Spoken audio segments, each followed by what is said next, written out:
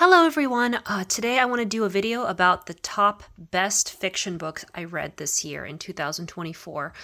So far I've read about 148 books, so I almost have my goal of 150. I have two more books left, which I'm pretty sure I'm going to make because I'm almost done with two books. But nothing I'm reading right now is that significant, so I doubt that I'd find another favorite book in the next couple weeks. But anyway, so I wanted to show you the top 10 best books, and these are books that I read for the first time in 2024 that kind of blew me away. And I'm going to do them in order of when I read them because I can't really rank them as best to worst because they all just blew me away. They were all best. So the first book is Guards, and this book is really special because I had a really hard time getting into the Terry Pratchett writing, the Terry Pratchett universe. And I think I read two other books by him before Guards, and I didn't really get them. And then when I finally picked up Guards, I tried reading this book 3 times. And every time I think I tried listening to it, I tried to listen to it again, and then finally I just picked up the book and started reading it and kind of highlighting and underlining. And that's when I really started to get it. I started to understand the humor. So I thought this book was absolutely brilliant. I loved it. I highly recommend if you want to get into Terry Pratchett and you haven't yet started enjoying him, this is definitely the book to start with. It's the story, the characters, the everything is just brilliant about this book. I really appreciate him as an author and as I guess this is fantasy, maybe fantasy sci-fi. But anyway, more fantasy. But I do highly recommend this book. This book was just incredible, and I do want to go on and just read everything by him after this. The next book I read that really blew me away was Trust by Hernan Diaz. This book was one of the Pulitzer Prize winners, I want to say last year or the year before that, I don't remember. But this book was really unique. It's the same story told in different ways. And it's a very interesting story that I really enjoyed. It's about this man who I guess succeeded during the financial crisis, and it kind of tells why he succeeded in multiple ways. And let me just go through the index because I don't remember exactly. And I think last time I talked to this book, I got a little mixed up. But yeah, so it starts out, I think it starts with like a fantasy, not a fantasy, like a fictional account. Then it starts with a biography, and then a memoir, and then diary entries. So the same story is told in 4 different ways. And I just found this book extremely unique and fascinating, and definitely one of my favorite. Another book that I really, really loved was A Revolutionary Road by Richard Yates. This book really spoke to me. It was extremely depressing about this doomed couple. And I really enjoyed it. I loved every second of this book. I just really could not put it down. It grabbed me and just pulled me in. And even though it's not a happy story, it's very sad, almost a miserable story, but it's just so beautifully done, and the characters are so poetic that I do highly, highly recommend this very emotional journey. Another book that really surprised me was John Dies at the End. I didn't really know what to expect because this is more horror. I watched the movie years ago, and I liked it. But then when I started reading the book, I couldn't believe how brilliant it was. It's just crazy, nonstop horror comedy, sci-fi, just things in your face happening. And I ended up rewatching the movie after I read the book, and the movie was just spot on. Everything was just perfectly done. So this is just the craziest story ever, and it's so incredibly written. And I went on to read and collect his other work. His second book, the sequel to this, is very different. It's same characters, but an extremely different book. And I think that's why he maybe puts different authors on his books.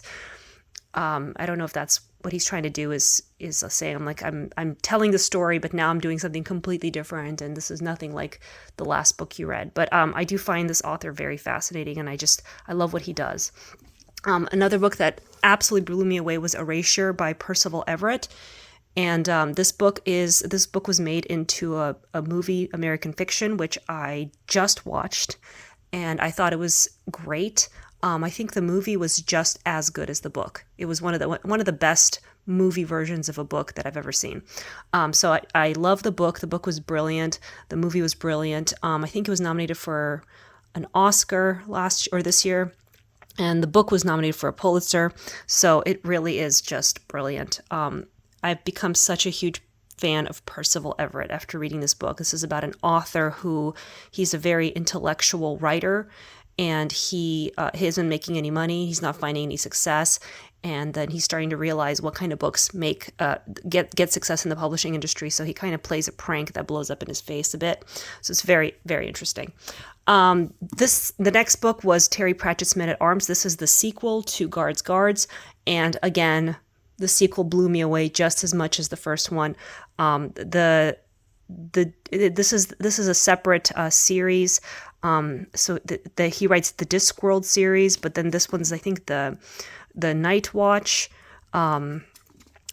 series. So this follows a group of night guards, and it's just brilliant. I just love Terry Pratchett.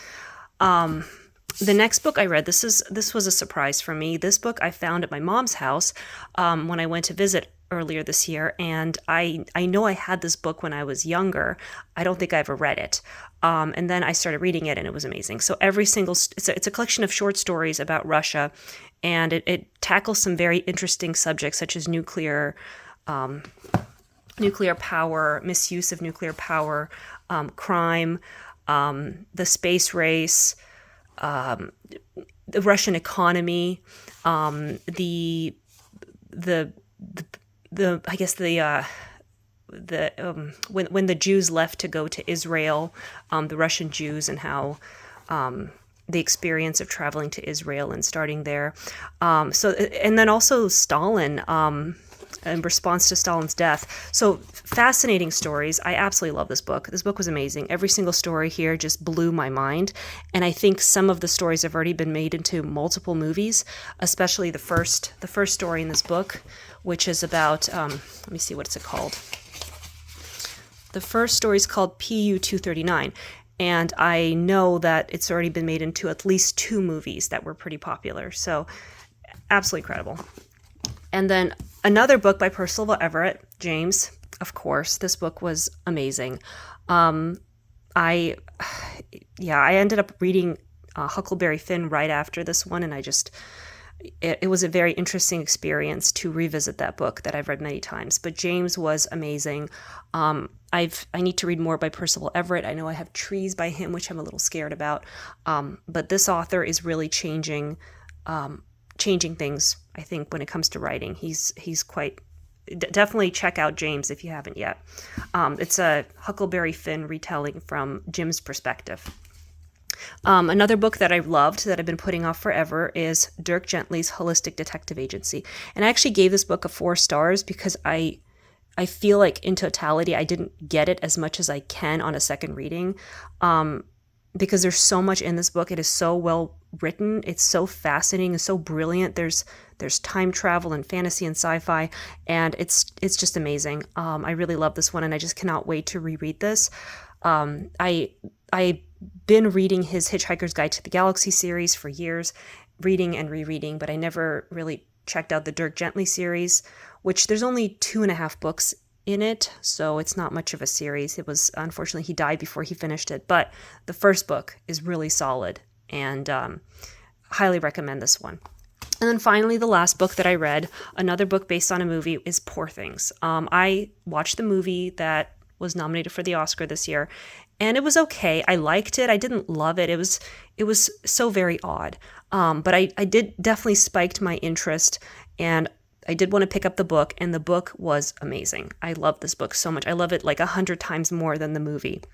It is just such a magical, beautiful book, and it's kind of like a Frankenstein retelling where a scientist brings back a woman from the dead and kind of teaches her how to be human.